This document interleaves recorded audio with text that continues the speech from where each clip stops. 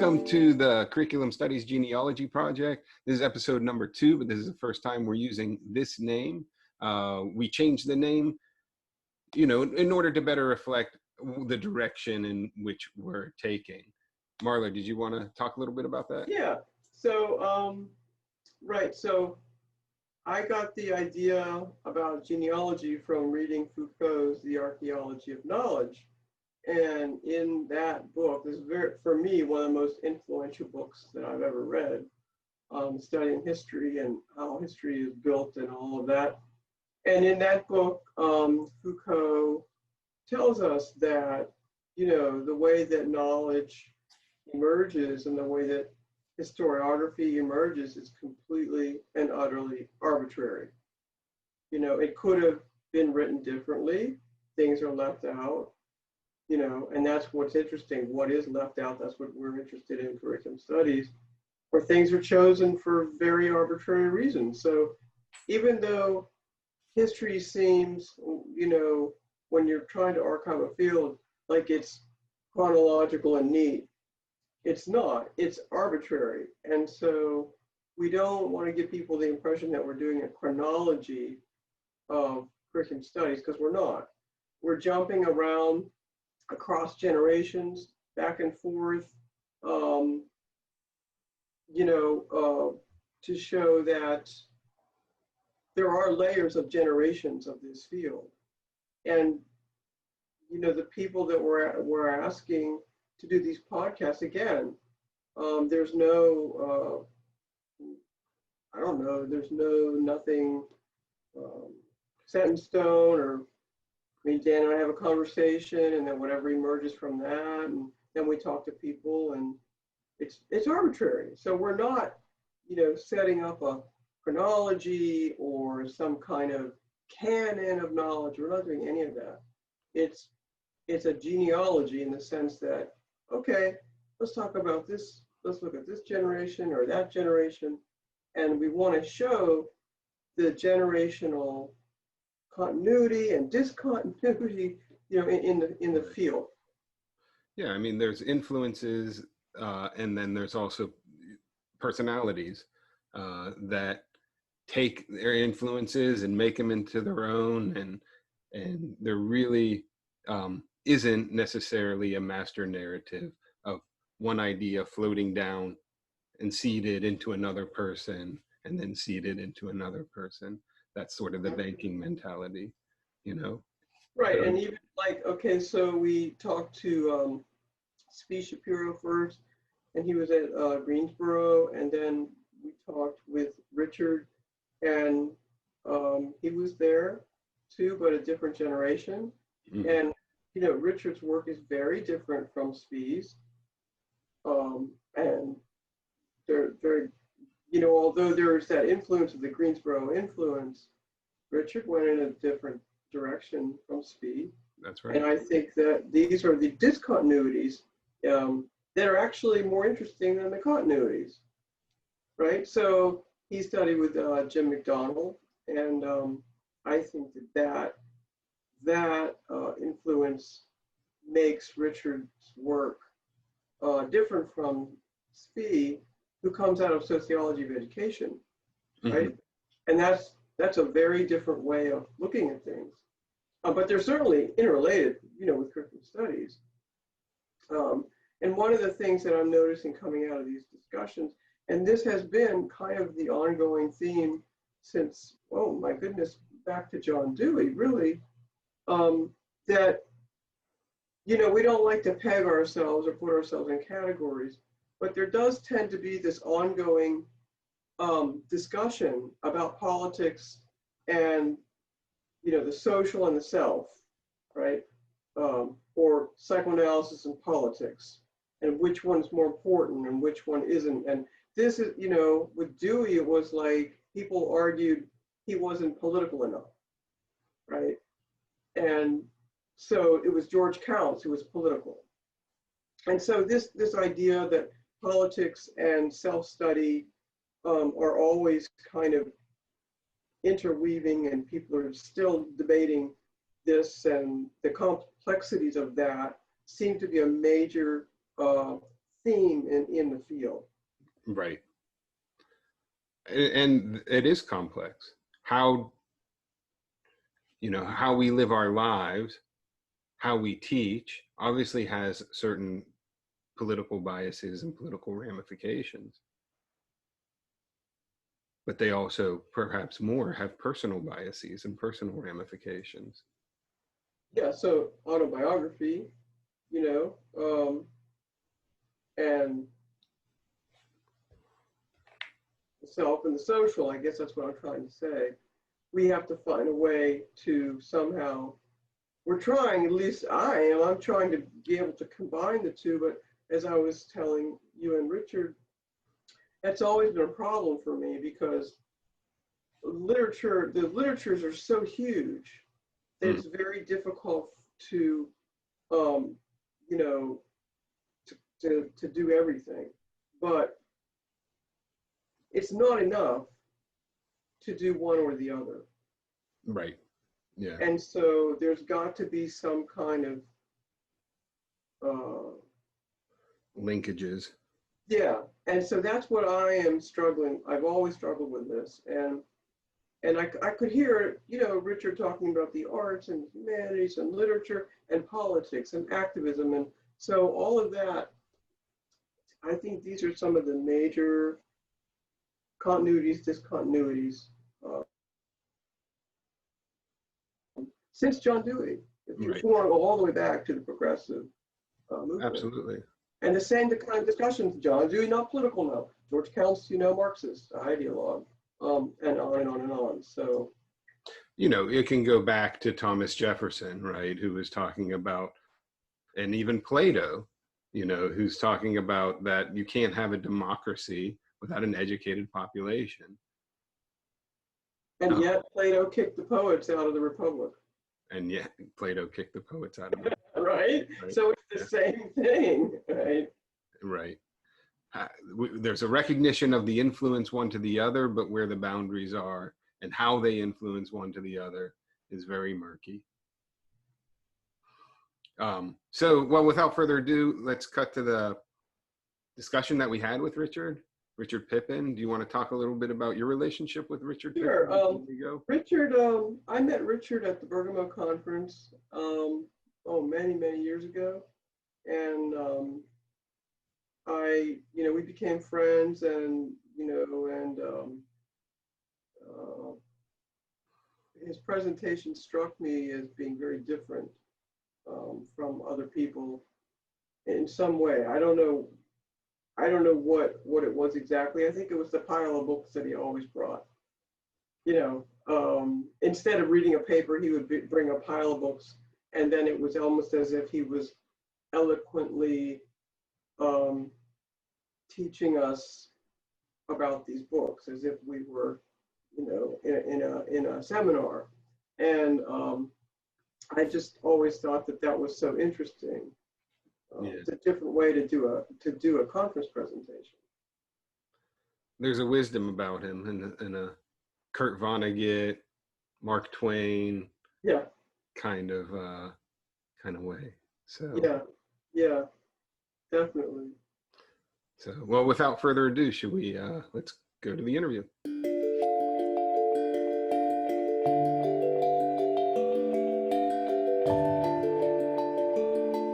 I want to start off by just simply saying that I had a largely sleepless night last night in anticipation for this conversation. Wow. And I think I attribute it not to threat, but to anticipation. And I had a very active dream sequence, things like showing up pre-COVID-19, where you come to have a talk with people, you enter into a room, there's some various seating arrangements. But in my situation, it was like, okay, so where am I supposed to be in this room? Where, is there a camera that I'm supposed to be attending to? And all that is totally out, given this situation with the amazing focus of our faces and voices. But it was a really kind of difficult, again, one of those, I always get butterflies, you know, a little bit of stage anticipation before any kind of presentation, from faculty meetings to conferences to, you know, God knows what, right? Geez, So, I've never known that, Richard, because you're so poised and your presentations are always so eloquent, beautifully delivered. All the presentations included smoke and mirrors at some point. I thought you were going to say smoking pot. No, that seems counterproductive. But I will say that one of the things that happened, you know, again, is this was kind of, I've been thinking about the very vague outline that you've offered for this conversation a lot over the last several weeks, and but one of the things that came out from my conversation with myself last night was the people who have influenced me, who are still alive and who I only very rarely am in communication with. And I made a pledge to myself last night, that's going to change.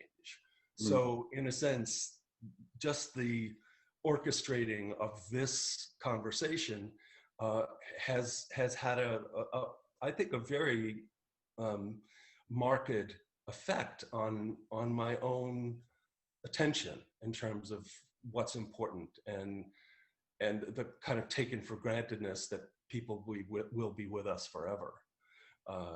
They won't, and it may make no difference whatsoever to them to know that they are being thought about, they are loved, that they are cared for, and that their influence continues.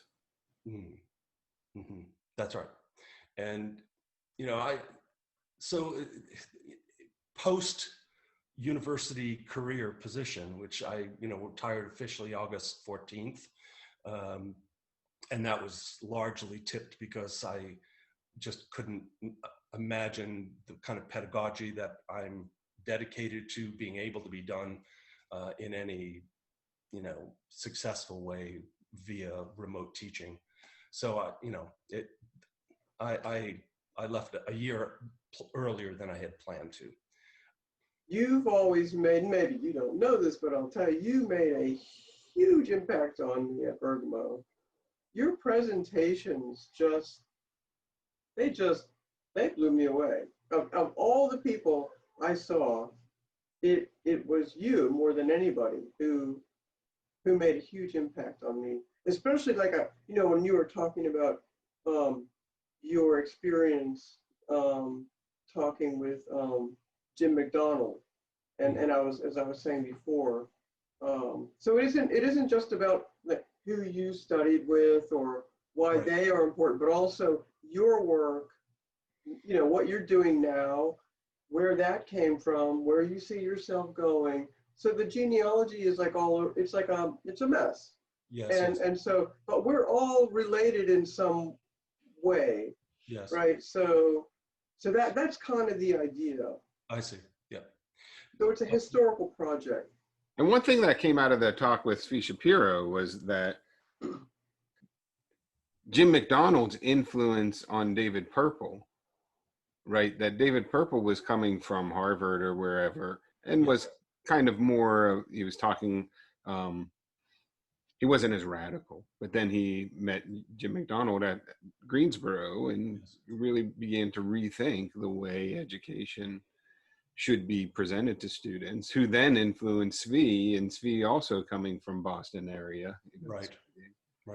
Was then influenced by David Purple. So, and then obviously their influence on me much the same way. Well, you know, Greensboro really was an amazing assemblage of people. You know, again, Bob O'Kane was from the Boston area, and Richard Weller, who was, you know, who taught a statistics class that was just amazing, because so many people, there were only 30 in the class. It was the largest graduate class that I ever took at Greensboro. And, you know, he was able to defuse any fear or anxiety that people had about doing a math course. And it was masterful. It was like, wow, how cool is this? And he made it, really meaningful. And yet Dick was, a kind of very peripheral figure among the other folks who were there. Fritz Mengert was like pretty powerfully present. But each of the faculty there, in their own way, just had a pedagogical sensitivity to themselves that was very, very powerful and influential and inspiring. And I knew that I wanted to be a teacher. My trajectory was from liberal arts, very kind of elitist undergraduate school, Davidson College. Took a year to travel through Europe with my partner then and wife now, spouse still. That was in 1972. Came back to do graduate work in English and literary criticism at UNC Greensboro, got a master's there. And while I was there, I just kept running into, both accidentally and purposefully, folks from the ed school. The English department, as you might expect in many campuses, is kind of insular. And I loved studying with the people I did there. Fred Chapman is just a marvelous poet, great teacher, and others as well, all of whom have except for Fred, have passed on. And so, I found after teaching for a couple of 3 years in English departments that it was too parochial.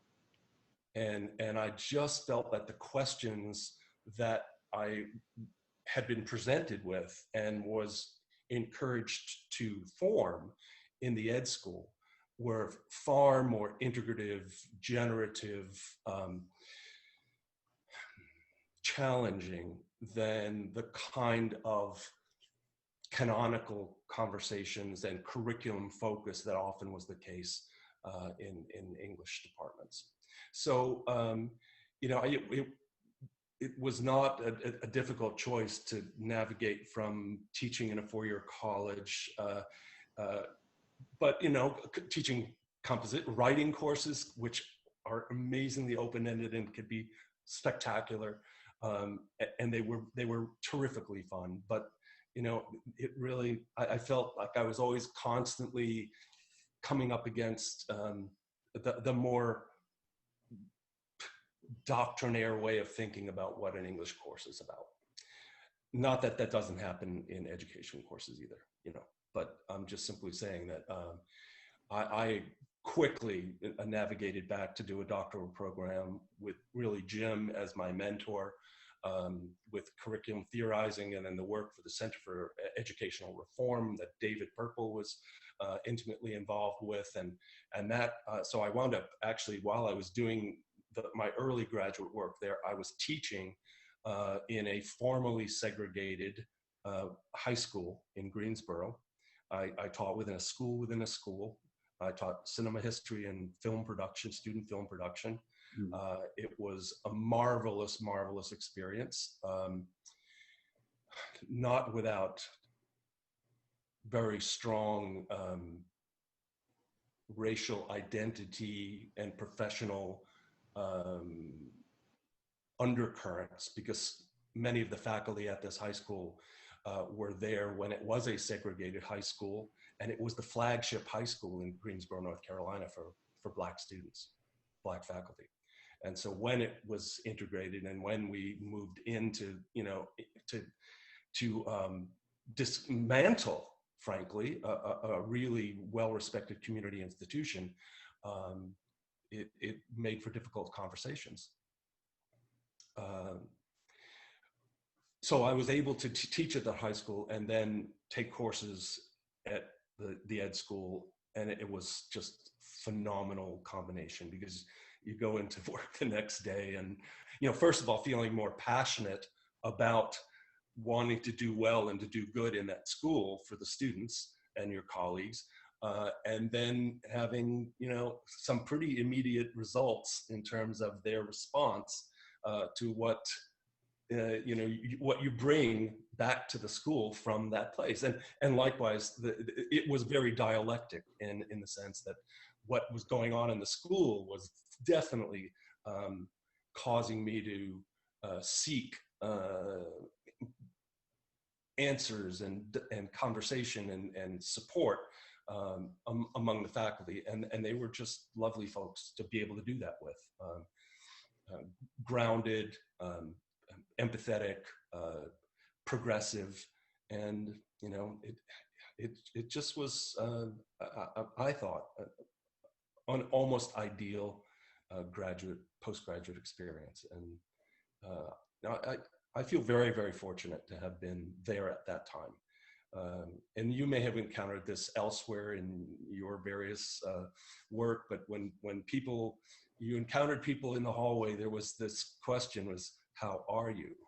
With the emphasis on the being part of it. And it was like, even though it was an affectation in some ways, right?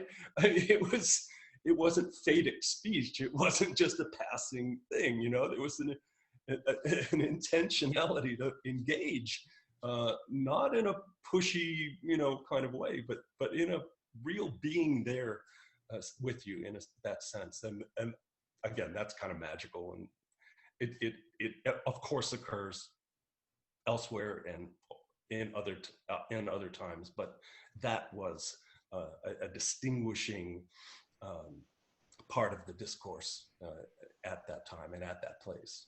You know, Richard, now you're telling us stuff that I didn't know any of this stuff about your background, but what I find interesting is that, like, you know, Mary Dahl comes out of English and Bill Piner comes out of English, and here we all are, you know, in this other field in curriculum studies, and social foundations, and you know, I remember talking to Bill about why he didn't get a PhD in English, because he very well could have, and he said that, you know, not too many people know this, but it was Kent State that really shifted his sense of responsibility, you know, about what was wrong with this country and with education.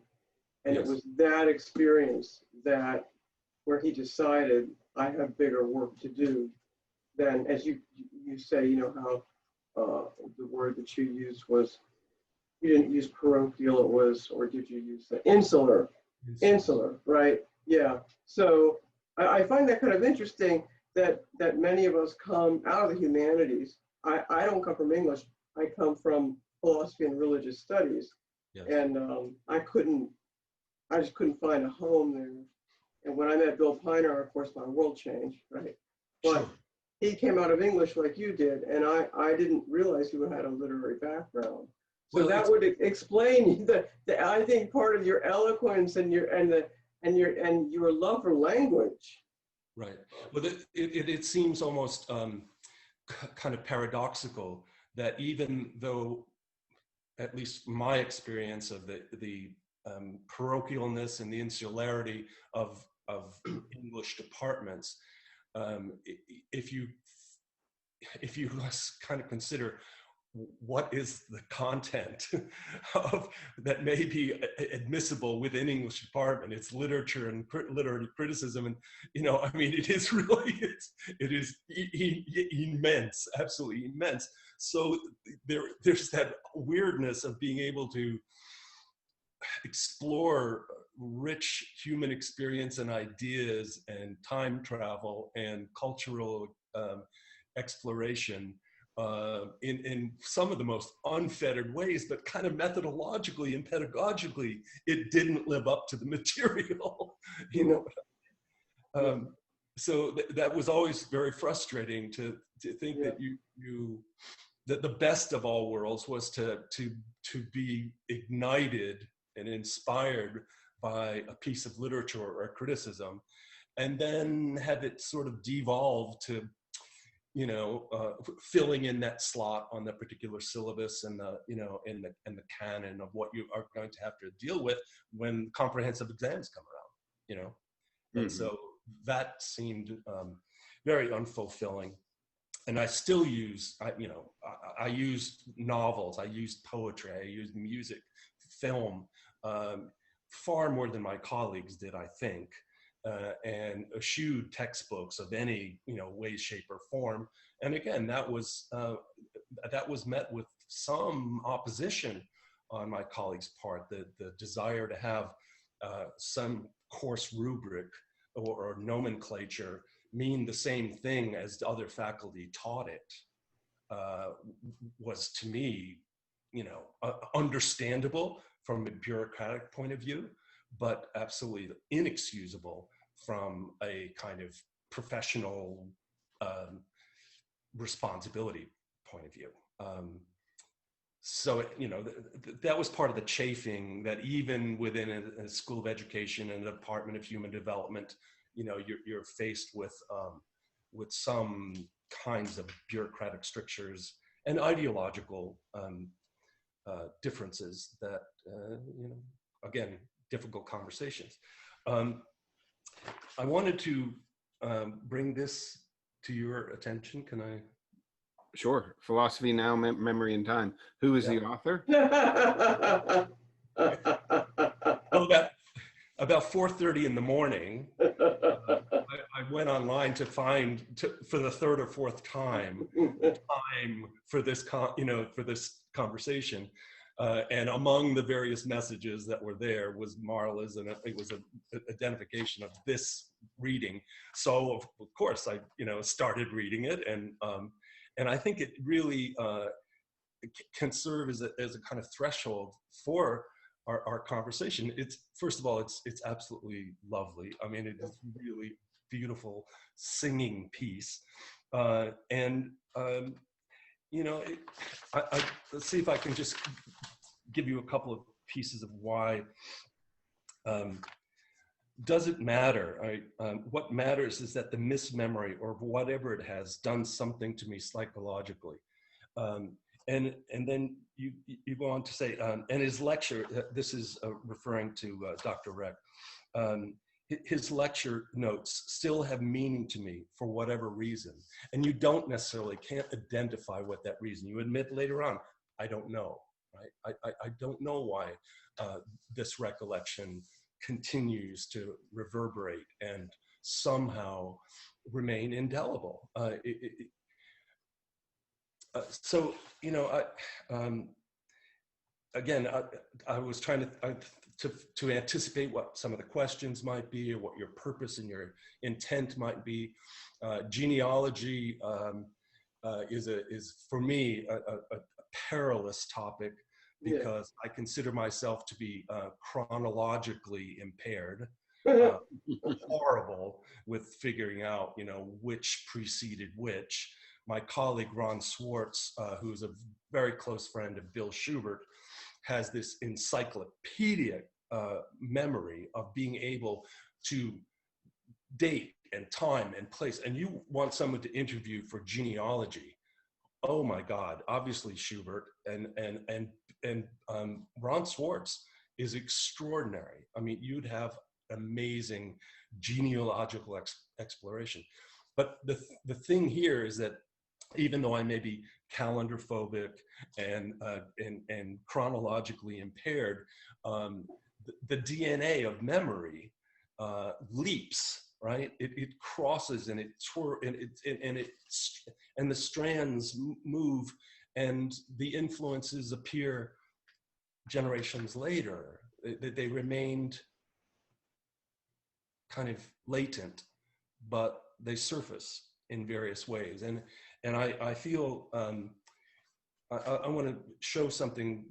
This is not self-promotion, but it gives perhaps a sense, a glimpse at, it's a word cloud that my colleagues in my department gave me when I was leaving the department.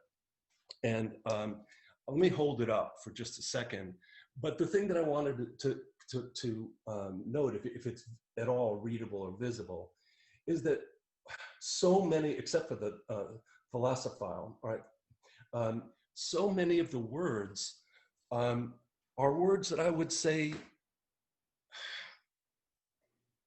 I don't necessarily attribute them to my work with Jim Macdonald and David Purple and Steve Shapiro and others at UNC Greensboro. But I think that most of those words would appear from the students who took courses there and studied there, that there was inspiration, there was a philosophical richness present, there was authenticity, there was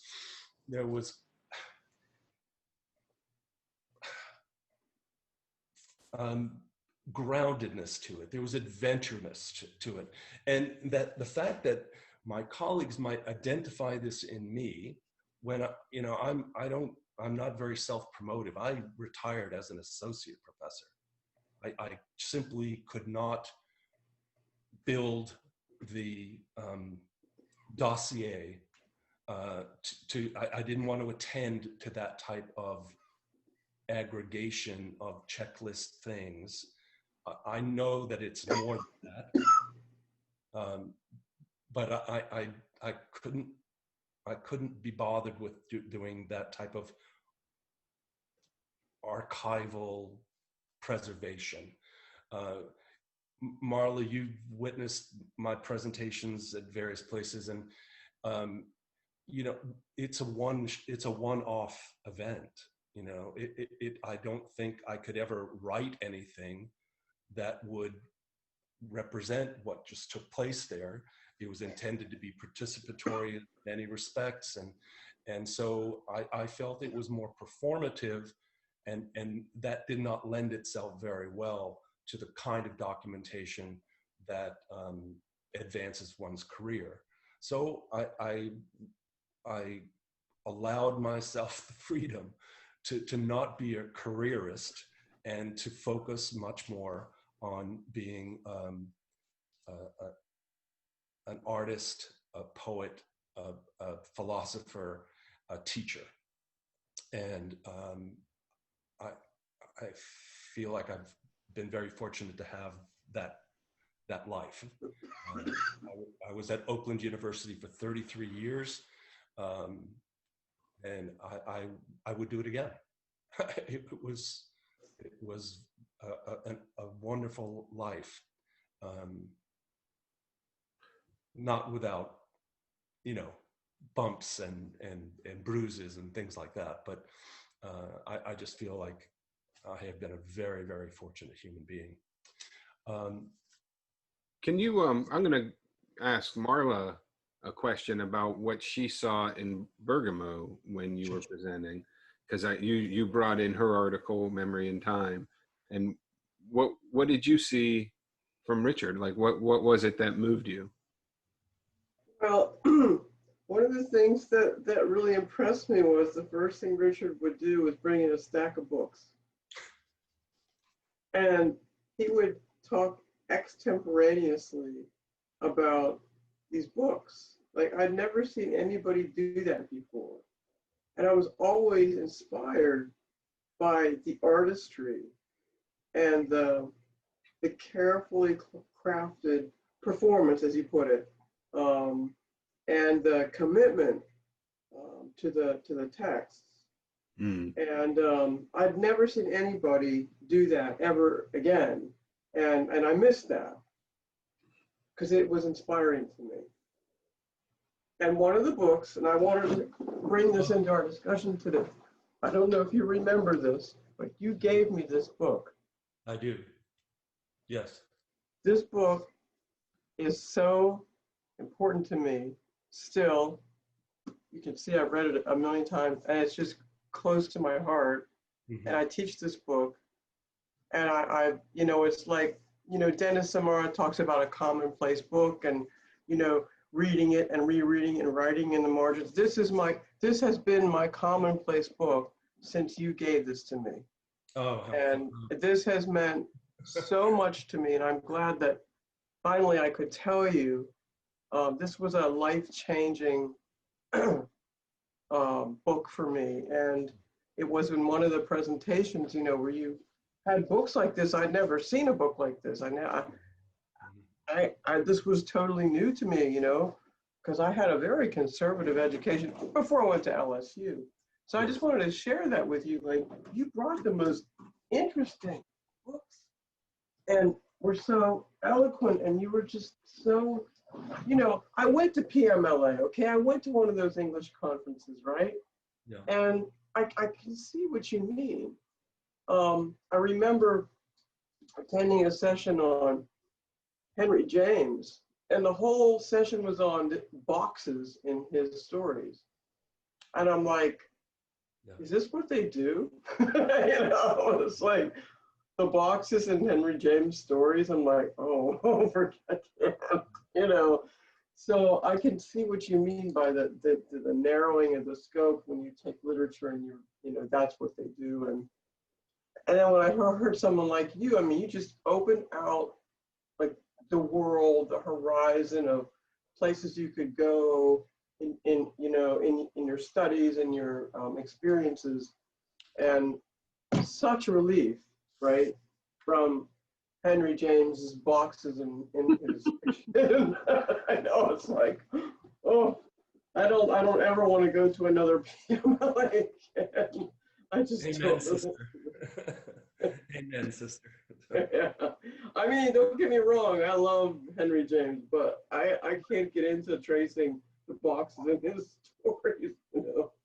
Right. So so this is another reason why I wanted you to come to this and be part of this project. And by genealogy, I don't mean like chronology or anything. Right. I mean it in the sense that, you know, Foucault talks about the arbitrariness of how things are put together.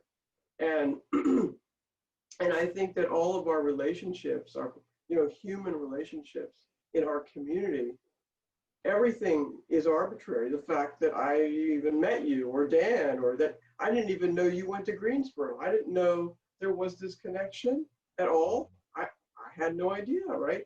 And one of my favorite writers is Jim Macdonald, and I was very influenced by Theory as a Prayerful Act, because, you know, I write a lot about, you know, things like that. And I feel closer to that kind of literature than the social sciencey stuff, right? Right. You know, because I come more out of the humanities. And it's interesting, you know, when we talked with Svi Shapiro, how I think Dan and Svi are more on another tree. I guess I couldn't articulate this before, but I think the other tree is maybe more on the political side. Not that I'm not political, but I'm more on the artistic side. You know, not that I exclude politics, of course I do not, but it's harder for me to contextualize in a sociological way, you know, theories of prayerful act, or things that are prayerful, or I don't use the word spiritual, but, you know, well, maybe I do, I don't know. So that's a hard thing for me to do. And I remember that I had a conversation with Bill Piner one time about, you know, how he learned how to, you know, talk about autobiography without being, to use the word, insular. And he said another story that people might not know, that he and Philip Wexler at University of Rochester would go on runs together.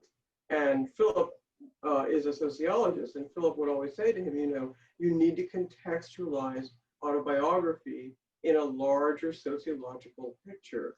And so his relationship with Philip influenced, you know, his scope and the breadth of his writing. And when he told me that, I was like, that is the very thing I struggle with, and I'm not very good at it. So at any rate, all of these, like, these connections, right? Yes. But you know, there are so many different contexts within which one might put autobiography, that I think in Bill's case, he contextualized it much more in a psychoanalytic tradition, not sociological, right? You ground it in in a way, as Jim Macdonald did, in mythopoetic and religious and literary critical. And so, there's a different linguistic tradition in many, many different disciplines. And so the question is whether we can find the mediating processes, if you will, so that we're not talking about commensurability, we're talking about meaning, right? The exchange of meaning, the reconstruction of meaning from one context to another context. And, I struggled with Bill Pinar's work because I felt it for many, many years, from my estimation and interpretation, it was not political enough, that it was brilliant. It was just as many people in curriculum work were brilliant scholars, but the world was going to hell. I mean, we were in the midst of horrifying international calamity, and yet we were closer to the Jamesian boxes than we were to actually creating civic disturbance, to set up a resistance to the oppressive things that were going on. Jim Macdonald's work, in the sense of thinking about it as emancipatory practice, and we find, this motif, if you will, brought up in Black activists' work and in Latinx studies and in gender, and the idea is it's not the educator's role to free other people of oppression, but it's engaging with them in ways that they are able to find the means and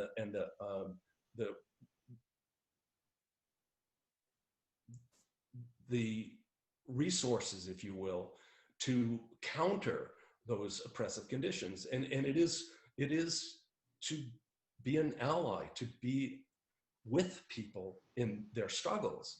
And there's been just so many divisive, insular, kind of siloed struggles that the really large, military, capitalist, corporate forces,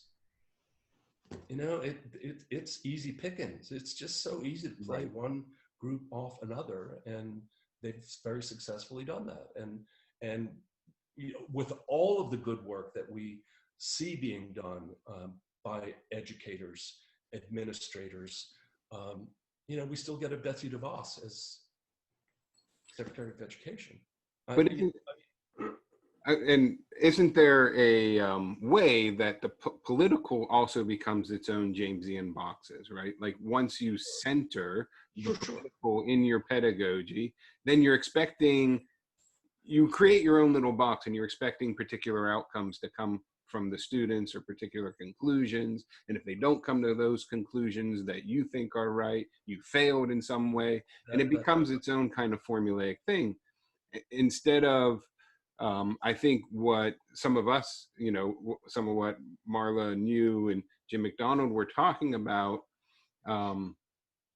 centering a humanity of sorts, or ways of being with people that can help them think about their lives in ways they haven't thought about them before, right? That's a little bit more adventurous is the word that you used, where you don't know where the conclusion is, but you know that there'll be some forms of connection that are beyond the familiar and the formulaic. For just a comedic counterpoint for what we're talking about right now, my master's thesis in the English department at the University of North Carolina at Greensboro. Don't tell me it was Henry James. No. It was Heraclitus. Heraclitus. Yeah, it No was kidding. on the influence of Heraclitus's philosophy on D.H. Lawrence's writing.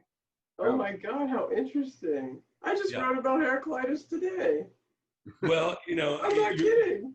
it's right here on the page, and I couldn't help but laugh out loud last night at 4 o'clock in the morning, having read that was, you know, believe that everything, that there are exceptions in the pre-Socratics. But I love the fact, and it is so obscure. I mean, it truly, Right. truly. Right, But right.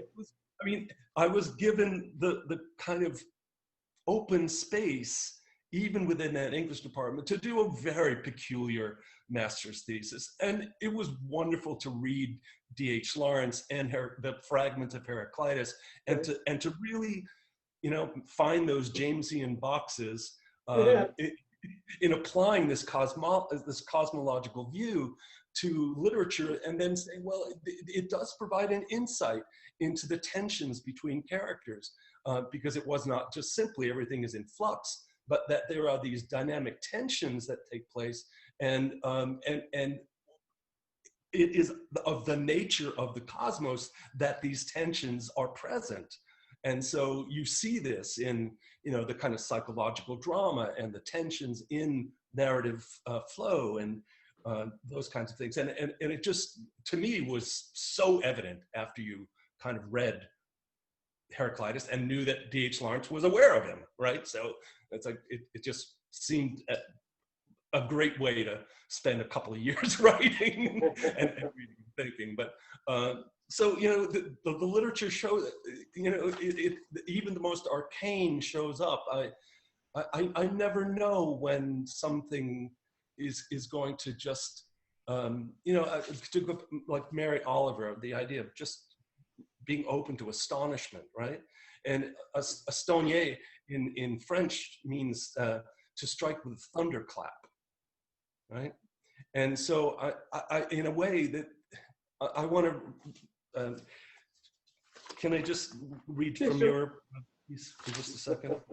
Keep flipping back and forth, but I had to get the Heraclitus piece in there.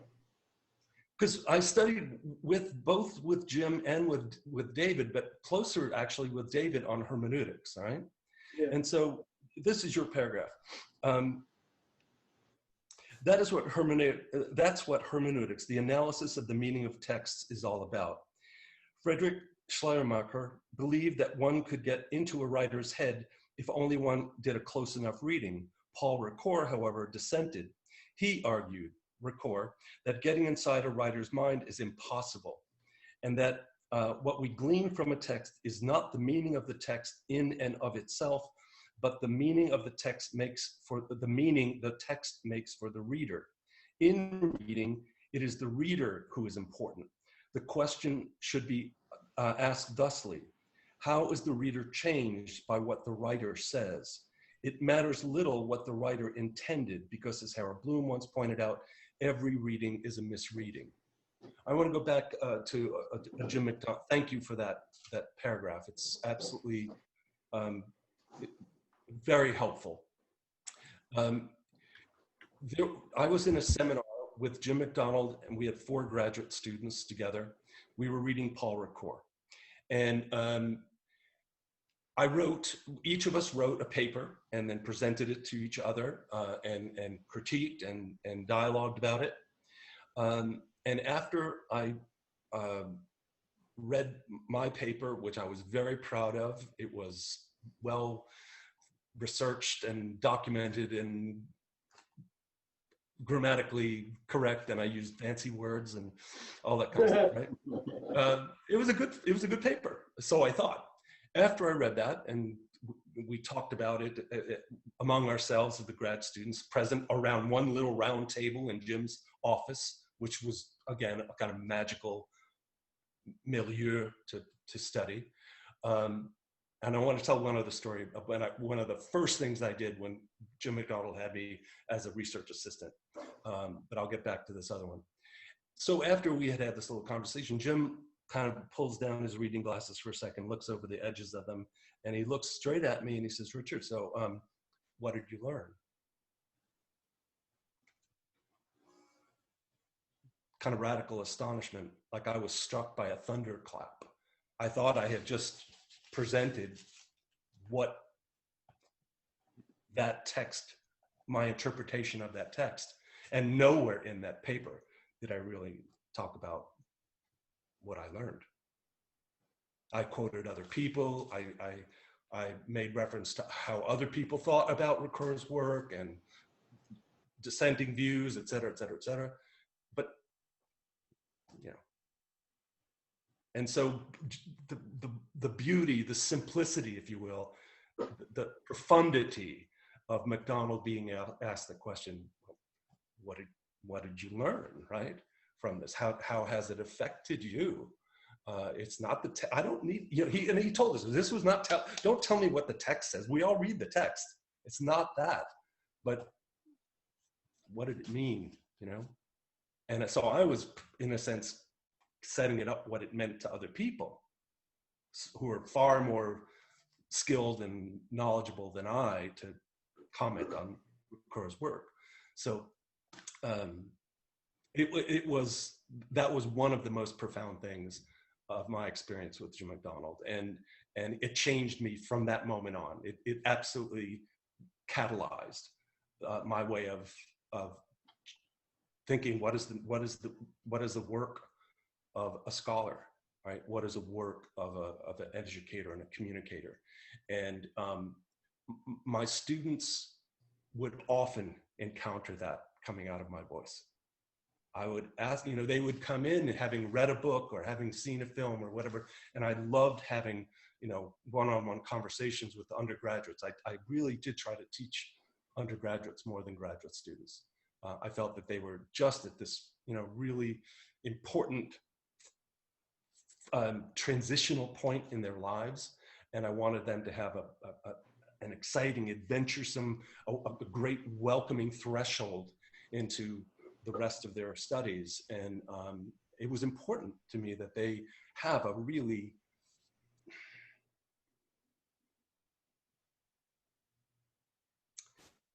influential experience. And many did, not everyone, but the kinds of relationships that form from that work are the most important in my life.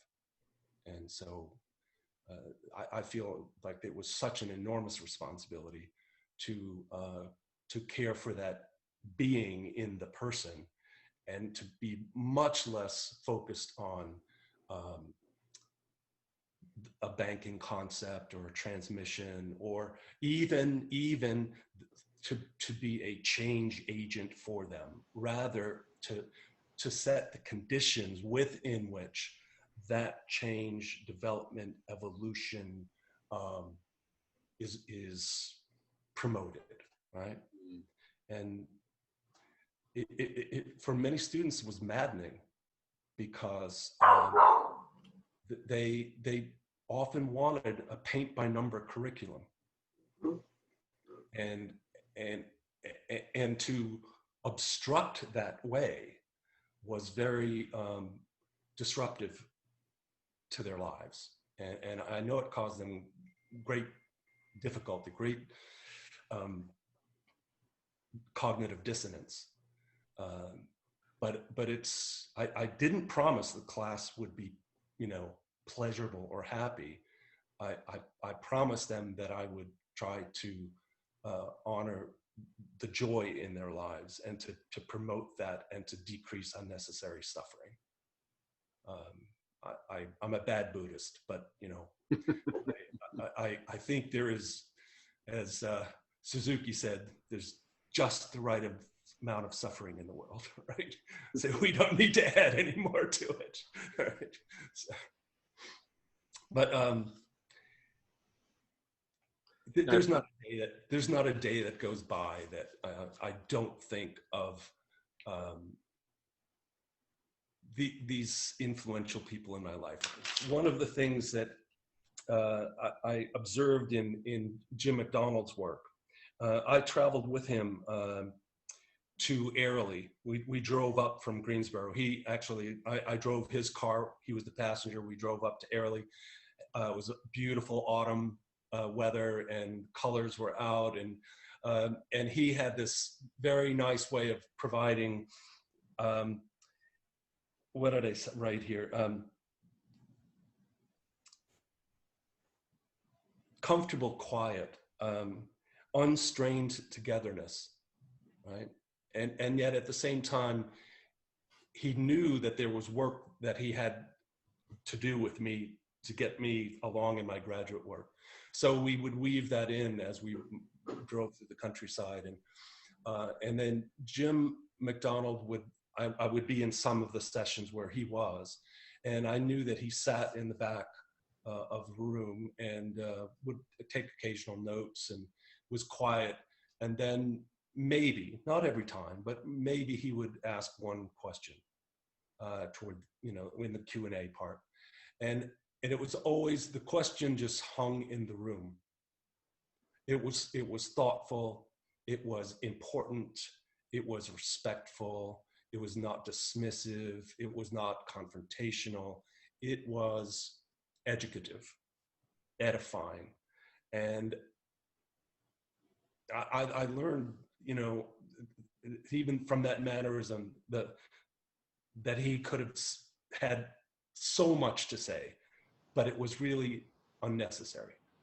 It was far better to push the glasses down and say, well, what did you learn? In just a few words, and have that be the prompt, the support, the challenge. And he was wonderful at doing that.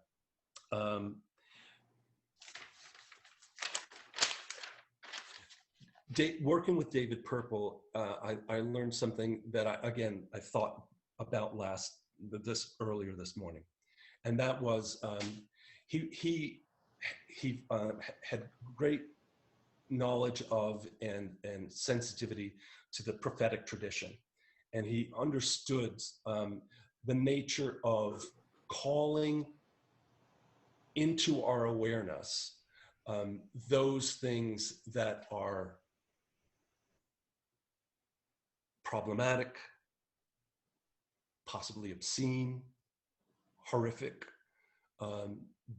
but to stand in a kind of witness, of a powerful, radical witnessing of what is observed.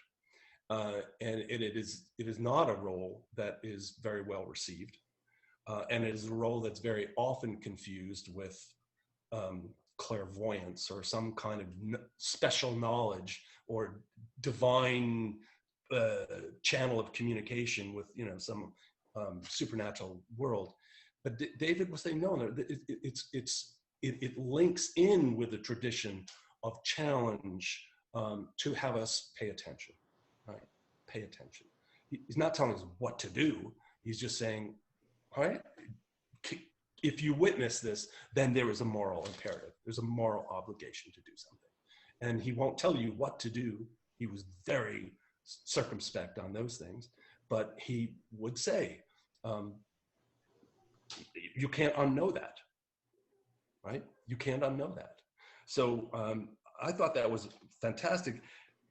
Macdonald's wasn't really dealing with the prophetic tradition, although he also was trying to identify the sense of envisioning a future, right? To understand that there are people who see, they see. And so how do you become less clouded, less myopic, more perceptive and understanding of things? And that visionary, again, doesn't require special giftedness, but I think it does require work to accomplish that, to connect the dots, right? I'd earlier mentioned Mary Oliver about that sense of astonishment. I truly tried to cultivate that with my pedagogy. I wanted people to say, oh no, that can't possibly be, right? And Derek Jensen, probably more than any critic, philosopher, environmental activist, does that to me. He constantly astonishes me at what he brings to my awareness. And then having brought it to my awareness, there is a kind of very guilty edge to say, I already knew that, but had buried it, or I should have known that, right? And so he's a very provocative writer, and I think he's right on so many levels, and he's continually doing really good work on environmental ethics and just sort of radical humanism. Maybe one thing that there's this, the attentiveness to words, the desire to be mediating presence in people's lives, the passionate commitment to social justice, the absolute dedication to environmental preservation and environmental ethics, comes down, oddly enough, to three words, and I attribute these to Ram Dass, Richard Alpert. And you can only really have this experience if you read them either circularly or in linear in the way they were laid out. Be here now, right? It does not mean the same thing if it's now, here, be. It doesn't mean, in any other order, it doesn't mean the same thing. But be here now, in a sense, was one of the ways that I brought to the most distilled summary of my experience of my graduate program in the ed school at Greensboro. It is an imperative, if you will, right, to be here now, and it is a short enough phrase that you don't have to have any problem memorizing it, right? It's not a mission statement of long sentences and that kind of stuff, and it invites our attentiveness to being. It invites our attentiveness to a deep ecology, and it has a temporality to it that I think is extraordinary, that it reminds us that we are in process and that we are finite, and that every moment is precious. And I probably chafed more than anything else in my life when I saw education activities and processes depriving students of their time. I felt like that the best thing that we could share was time together that was well lived. And that sort of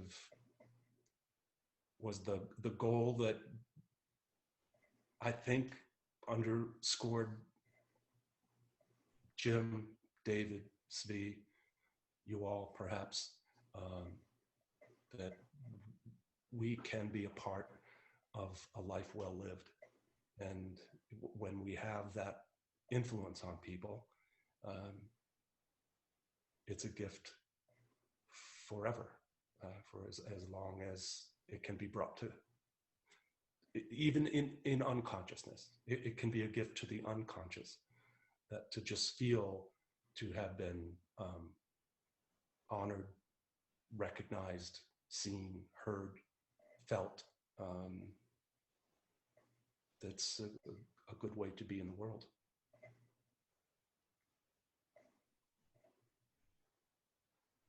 Education at its best, for sure. It's a high bar. We shouldn't settle for anything short without misgivings, It's to me, it was the greatest work. Jim came, I think, to the recognition that it's the promotion of understanding, not change, right? Not information, not even feeling, that understanding was the core. That it harnesses the best you can of history, of culture, of psychology. It is, it's that synthesizing experience that is developmental to a large extent. I mean, once you understand something, it's very hard to understand it again. But we have to relearn things all the time. We know it, we dedicate, and then we maybe fail to persevere in it. But we're humans, we're not machines. So it's understandable that we sometimes have to spiral back and revisit something that we knew before, but we had just somehow forgotten. Mm-hmm. What strikes me when you talk about understanding, and we think about the field of curriculum studies and that book, Understanding Curriculum, and how that whole idea came about. And if you read some of Bill Piner's introductions, he talks about how he got the idea about understanding from his father, and how important that was over against the old paradigm of curriculum design, which the reconceptualization countered. And yes, understanding is a deeply philosophical idea, and I think that one word shifted the whole paradigm of what it is that we could talk about when we talk about education and curriculum studies. So as you bring that up, I really resonate with that. And then when you think about what's going on today with COVID, and then amidst the election and now this 70 days from hell, which should be somebody should write the book. We don't understand. We really don't understand what's happening to us. And COVID is the kind of thing where the trajectory of it, as I experienced, as I got COVID and I'm still struggling with this cough. With a cold, right, you get better in 5 days. The pattern, the sore throat, blah, blah, blah. With this, the whole notion of understanding completely thrown out the window because, one day you're fine, the next day you feel like you're dying, the next day you have all these weird symptoms, like, you don't know what's happening to your body, like your toes turn red, and then you've got pain in your leg, and you're coughing, and you're disoriented. It affects your cognition. You even hallucinate. Some people, and like, this is not a cold. This is not the flu. Like, you don't hallucinate when you have the flu, right? And then you think you're getting better, and then you think you're fine, and then the next day you feel like you're dying. So the whole thing about I understand what's happening to me is like, I don't understand what's happening to me. I don't even know if I'm better. I don't know if I'm still contagious. I've been in the house for 3 months. I'm scared to go out because I don't know, am I going to get it again? Can I be reinfected? They don't know. Right. And I don't want to infect anybody else. And so it really brings to mind this whole thing about understanding and how this is beyond our understanding. And even a vaccine is, they don't even understand that. And, I hear these discussions because, I'm a chaplain at a hospital here. And I was talking to one of the nurses on the COVID floor, because I've worked on the COVID floor. And I said, I see this drug, Remdesivir, whatever that stuff is. I see this on these charts all the time. She said, oh yeah, they're throwing cocktails at these patients. I said, well, is it working? She said, no, none of it's working. The cocktails are just throwing cocktails at people because they don't know what to do. There's no treatment. And every time we hear, this is a possible treatment, this is possibility. Now I read with the Pfizer vaccine, there's not been enough studying about it to know if it really is efficacious, or is it really about Pfizer, turning a profit? Yeah. So we don't understand anything right now, and it's very frightening. Yes. So in the absence of understanding, what is our action? What can we do?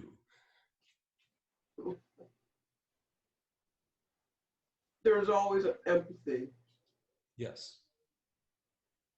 Even if I don't get it, or I can't, there's limited empathy. I can't get into somebody else's shoes, obviously, who's dying from COVID, or their family who's not able to go up to the COVID floor and actually see them. You have to have the WebEx, and they want to see. And when they see what they see, they're like, oh my God, I don't really want to see this. And I'm like, well, now you really see. You don't believe, but now you see. And people don't believe it. Like there's a difference between believing and seeing. And, For sure. Yeah. So what they really need from the medical staff is empathy more than anything. And the emotions, and this is why you hear about, the medical community is exhausted. They're exhausted emotionally. Yeah. This is so because people are dying all the time. And if I could just take somebody through the ICU and on the COVID floors, maybe they would begin to think that, oh my God, this is more terrible than we even know. So what we have is empathy, and that's what the families need the most. I mean, that's all we have. Well, it is perhaps one of the few ways to comfort people who are suffering, right? I mean, because there's nothing you can really say that diminishes. It's the being with, right, and to have them not be suffering alone. That you share the suffering, you share the weight. And one of the things that I learned is empathy doesn't mean saying anything. That's right. And empathy doesn't mean engaging in cliches like, oh wait, it's going to be okay. It's not going to be okay. That's right. Or whatever cliche stupid things people say, like, oh, he's better off because he's not paying anymore. Like, that doesn't help anybody. It's better off to let other people speak their pain and we listen. Receive it. There's a bravery to being with someone who's in a tragic situation and just being there with them. That's it. Not having to try to assuage the fears or say that you're not in a tragic situation. Just bravely being there. That's right. And that's what we have when we don't have understanding. Because what's understanding? Understanding is a story.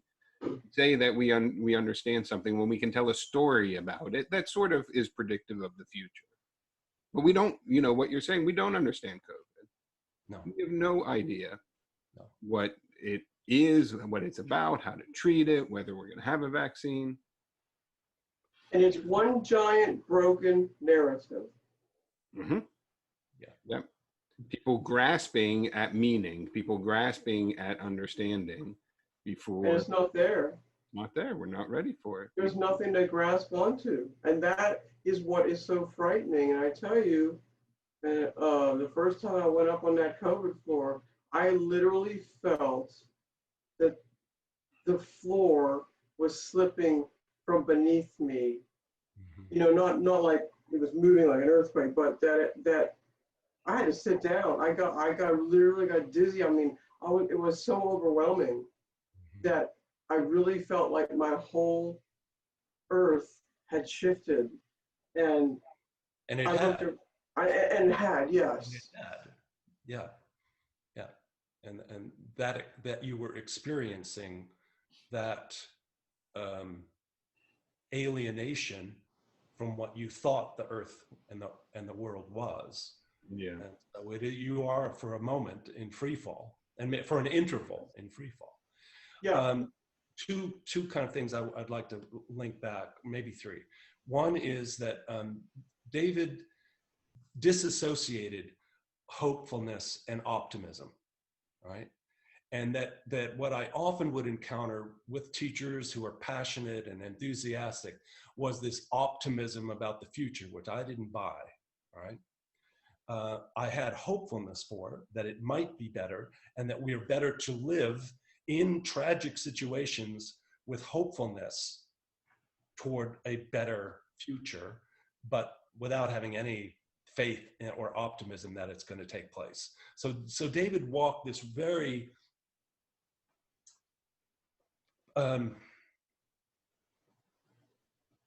connected, empathetic grief with people for their suffering. And the reason he could put one step in front of the other on a day-to-day basis was that it doesn't have to be this way, right? He wasn't a fatalist at all. I do struggle to some extent with the way the latter part of Jim Macdonald's legacy turns on his language of theorizing as a prayerful act. I think it slips into a different frame that many others might simply put it into a kind of religiosity and spiritual and Judeo-Christian or whatever supernaturalism. And I don't think that that's at all what he intended. My experience with him was that he was a deeply secular human being, and that he had a profound appreciation for mystery, that the not know yet. Right? We don't know, and we perhaps can't know, but like COVID, that which we cannot now know, we can either respond catatonically to, or we can respond with even greater courage and commitment to work toward knowing more, not knowing everything and not knowing, but knowing more than we do now. And do I think that there will eventually be some mediation of this disease? I think, yeah, eventually, but at huge human cost. And without diminishing the horrors of COVID-19, I think there's an ongoing disease that takes place in conventional education, that there is so much suffering and there is so much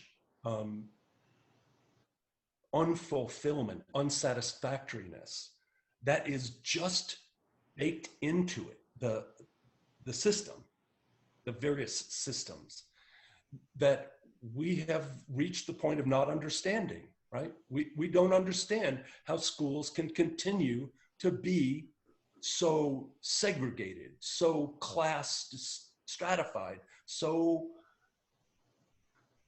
mind-numbingly boring. Yes, inhumane, right? That there's so little, when you see glimpses of beauty in a school educational environment, I mean, I almost cry, because it's just not, it's not ubiquitous. It's grim, so many ways. And I've tried to do as best I can to disrupt that, to stop that, to just simply, let's make our experience together over 14 weeks as close to a utopian model that we can. And people don't know what a utopian model is. I said, well, you know what a dystopian model is. You know, when you've been in an educational or classroom environment that is hellish. So let's identify the hellish things that we've all experienced for the most part, and promise ourselves that we will not reproduce them here. We will not replicate them here. So, right, we'll try to get that unnecessary suffering tranche off the table. And now what do we put in its place? And then once they realize that it's a social construction, right? Jim harped on this so much, that so much of what we are experiencing in our human world is a social construction. And it can be deconstructed and reconstructed in ways premised on different values and different meanings. And that is hugely liberating, but it's terrifying at the same time, because you've cleared out so many of these expectations of the way things are. Then you go like, well, how will we have this world? How do we make this world? And again, that was one of the questions that Jim and David and others, frequently go back to. How do we live together? How do we make a world together? And that to me is a powerful question, and it invites engagement, but it also, for many people, is terrifying, because they want a taken for grantedness of the world. They want a predictability of the world. I do too. I mean, I'd like to live as long as my forebears lived. My dad's 94, living independently right now, and just gave his car to my nephew because he finally decided no, seriously, he was driving, 6 months ago, and terrified all of us, but he was really good. I would sit in the passenger seat and we would drive along, and, it was amazing, but he was in his kind of familiar territory, and that was fine. But I'd love to live a long, long life. But I want to live it one moment at a time. And I think what's scary when you take away the social constructions is it shows everyone that they're responsible for the environment that they're making, that you can't live, you don't abdicate of your responsibility just saying that this is the way we've always been doing it, and that this is a social construction. I mean, the World War II showed that, right? When people said, I was just following orders, that wasn't good. Yeah. And so that's one of the fears, though, is that now you are responsible for the choices that you make. Right. And that's difficult. Existentialism is. One of the first tasks Jim presented me with as a research assistant for him was, I come into his office. His desk was large, old woodtop kind of thing, and he had numbers of papers and file folders all over the desk, right? Not in any particular neat form or anything like this. And he says, all right, well, he said, what I'd like you to do is to kind of look through what's on the desk and see if you can kind of come up with some categories that they could be put into. Now, there were manuscripts from Henry Giroux, Bill Pinar, Alex Molnar. These were unpublished. These were works in process, right? And he had numbers of these things. There must have been 40 or 50 papers on that desk. And my job, so to speak, was to read them all and then see what kind of patterns might I assigned or proposed for them. It was absolutely madness, and it was genius at the same way, because it was so unstructured. It was simply this horizontal plane of stacked documents that were current in his life, right? And it was just like being launched into a literary universe of meaning that he would then be able to converse with me about and figure out how I was making any meaning from them as well. But the other thing that to go back again to genealogy, the bibliography is relatively complete about Jim's work, and most of those I was unfamiliar with. And I'm thinking, like, when I started a graduate program with him, why didn't I read everything that he ever wrote? Mm. Every speech, every article, every little thing, because it wasn't that much. You know, it's not like we're talking 100 texts. I mean, there were, I don't know, probably, you know, 90 articles or something like that. But I feel like it was such a missed opportunity. I was so ignorant of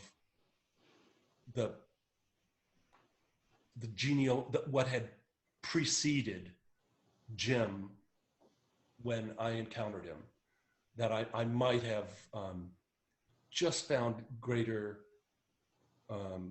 perspicuity in my interactions with him, having traveled a little bit of his development path through his writings. And that, you know, just Marla, as I read through this recent article, it very strongly influenced the way I had hoped we'd be able to talk about Jim's work and my work, because you provided the question right there, several of the questions that I thought were now central to what I was hoping to be able to respond to. Thank you. David Purple was very influenced by Walter Brueggemann. Brueggemann was a Protestant Old Testament scholar, and he frequently, David frequently quote from his work, and so I asked him one time. I said, "Have you ever gotten in touch? Is he alive?" And he said, "Yeah, he's alive." And I said, "Have you ever gotten in touch with him?" He said, "No." You know, and it just like, what the hell, you know? Right. And it just struck me as being so interesting, because I felt David was truly, you know, a really wonderful human being, and that I would have thought it would have just come with the territory that when someone moves you that way, informs you that way, that there's some kind of lived homage, right? But it wasn't, and I've quoted lots of people too, and they're still alive, and I haven't quite understood, but I think that that's almost like a structural or systemic impairment, that we can take the words from a text or from a person's spoken, you know, contribution, and then excise them out as a person from them. Right. And I think it's wrong. I'm not saying there's an obligation to make personal contact with people, but I find it puzzling that we do so little of that. Well, I tried to find him. I know he's still alive. I know he's in his 90s. I don't know where he is. I sent my article to the Tulane Philosophy Department Facebook page, and it fell on absolutely deaf ears. And I said, please pass this along to Dr. Reck. And I've never heard anything, and I can't find out where he is, and I would love to share that piece with him, you know, but I can't find him. I mean, it is a beautiful piece, and it honors him regardless of whether he knows about it or not. And it's changed my thinking and hopefully my behavior as well, to reconnect with people whose contributions to my life are just present. One other story about Jim Macdonald. I had conversations with Jim when he was ill. When he was on dialysis, I would go visit him and we would talk. I was at dissertation writing stages at that point. And I was also a statewide coordinator of an organization, a nonprofit called the North Carolina Agricultural Marketing Project. It was a social action, community development organization attempting to work with small acreage farmers in North Carolina and municipalities, large and small, to help reestablish farmers markets and food connection between local producers and consumers. I don't like that distinguishing terminology, but that's what we did. So we were a 501c3. We were supported by private foundation grants and church grants. And I, as a statewide coordinator, my range was from the mountains all the way down to the coast. And that state, if you take that distance, it's the same distance from Greensboro to New York City. It's a long swath of a state. And I was on the road a lot. I had people hired in different communities, and, you know, and this was pre-internet. So this was all, you know, telephone, face-to-face. And I'd go to meet, I'd be on the road for 3 hours, have an hour meeting somewhere, and then I'd get back in the car. And it was killing me. You know, it wasn't easy to just logistically and physically deal with that. And I was telling Jim about, you know, having to write another grant and having to hire this person and this kind of stuff. And again, it was one of those moments when he looks down over his glasses and he says, Richard, he says, you have to decide. You have to decide whether you're going to be an administrator. And I think he even used the word, because I was talking about budgets and, you know, and the difficulty of funding things. And he says, you have to decide, you know, whether you're going to be an administrator, a manager, a bean counter, or whether you're going to do intellectual work. Yeah. And because he saw me being absorbed in the activity trap of good work, I mean, I loved what we were doing. It was really important. And we have farmers markets that still exist because of what we organized 20 years ago. And it's sort of au courant to buy local, right? To be a locavore. Well, you were well ahead of the game. Somewhat ahead, because certainly the ag schools in, you know, that part of the world were still agribusiness, big corporate farms. They were still promoting, you know, non-organic farming process methods. And part of what the project that was involved was to try to get tobacco farmers to grow other cash crops, because we knew that tobacco, first of all, was harmful, and second of all, was going to be phased out. On its way out, yeah. Yeah, it was already on its way out. And where do you turn after that? So we said, well, you know, selling locally, retail, as opposed to on the wholesale market, is far more profitable than, you know, that other approach. And we were working out things with school cafeterias to buy local produce and stuff like that. But Jim said, you have to make a choice, Richard, because, you know, all your time is being involved with this administrative stuff, and you become what you do. And so that was a very bitter pill, a very bitter lesson, because I knew the work was important, but he knew that if I wanted to do something other than that, I couldn't have it consume me. Mm-hmm. And so that's when I had a kind of rededication to getting the dissertation along, and seeing my work in a more higher education environment rather than as a community activist. And you can do both, but not easily. It's like having an appointment in 2 different departments. You know, it's just hard. And so I envy those people who have multiple métiers, but it was too much.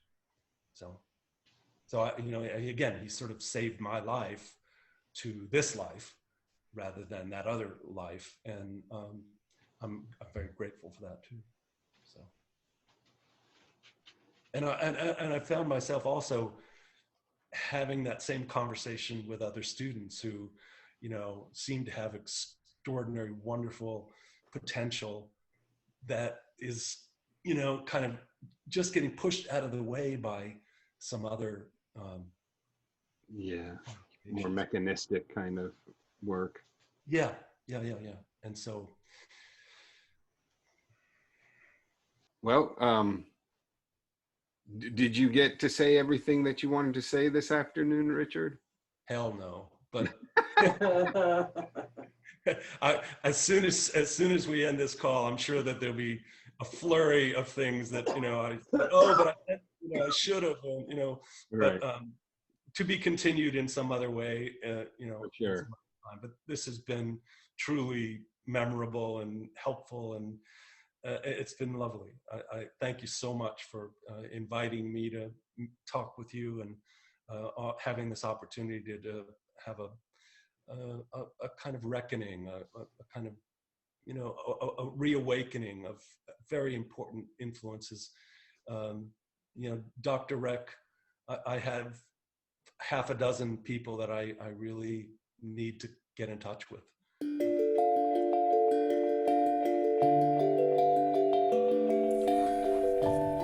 When Marla and Daniel asked me to reflect on the influences that Jim Macdonald had on my life, my work, my career, I immediately thought to when I learned of Jim's death and how shattering it was. It wasn't unanticipated. He had been ill for quite a while, and but there is a kind of binariness to his passing. And in my grief, I immediately sat down and began to write. And this poem is the preface to my dissertation that I wrote and completed in 1985.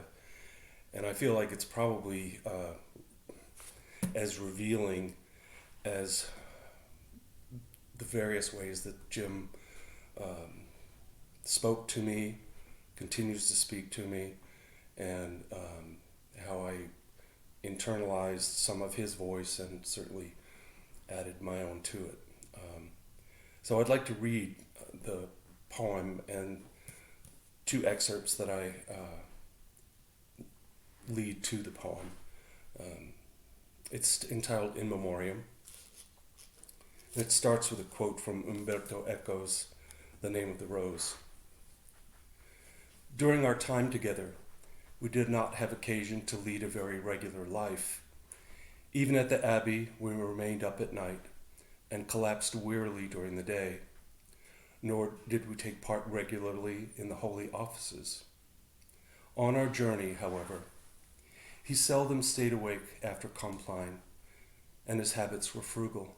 Sometimes, also at the Abbey, he would spend the whole day walking in the vegetable garden, examining plants as if they were coryphaceae or emeralds, and I saw him roaming about the treasure crypt, looking at a coffer studded with emeralds and coryphaceae, as if they were a clump of thorn apple.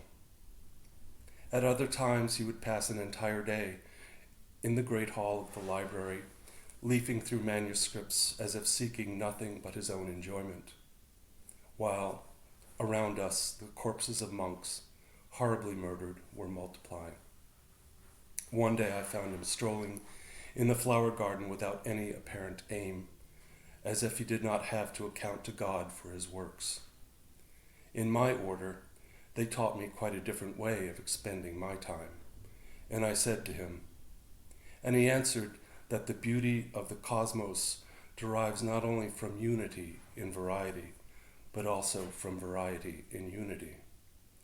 This seemed to me an answer dictated by crude common sense, but I learned subsequently that the men of his land often define things in ways in which it seems the enlightening power of reason has scant function.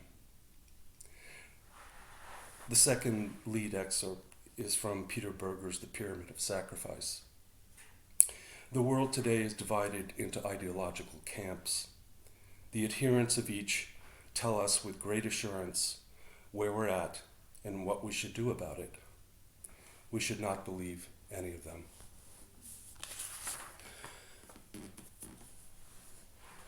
And so this is the poem I dedicated, an elegy in a way to Jim Macdonald. 3 miles above, a jet converts refined residue of generations of plants and animals to thunder and linear clouds, swift movement, transportation, and in the space above and below, the human threads of meaning are cast, connecting molecules to morality, reason to rhythm, speech to silence. And so it is, this thread is spun from the stuff of the world, woven into a fabric or macrame of myriad designs, entangling some, supporting others who cling to precipice and promontory in search of insight. Beyond reason, beyond expectation, elusive, grand. And these lines, drawn from yet another wool gatherer, seek to convey the transfer of craft and the regeneration of promise that wraps us in funeral shroud and swaddling clothes alike. Ah, the meaning of the world. Mean as in brutal. Mean as of humble antecedents. Mean as intermediate value. Mean as no count. Mean as instrumental medium. Mean as purpose or intent. All these and all homophones, antonyms, roots and negations, adverbial and adjectival forms connect in semantic and semiotic systems, thick in resonance, counterpoint and harmonic.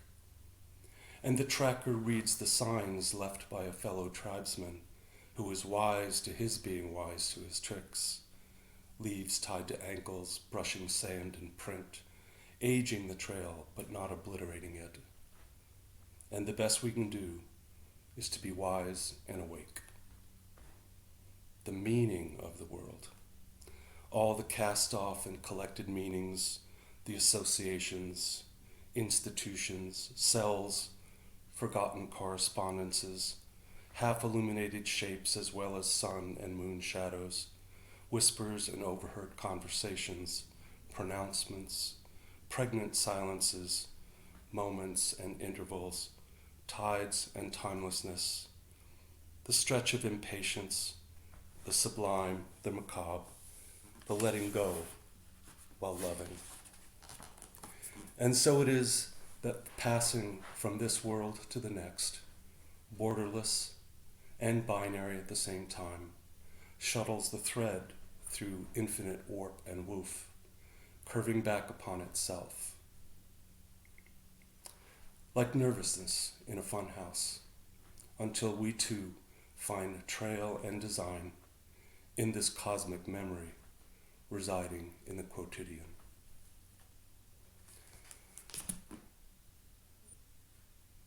That's some of the ways that I tried to represent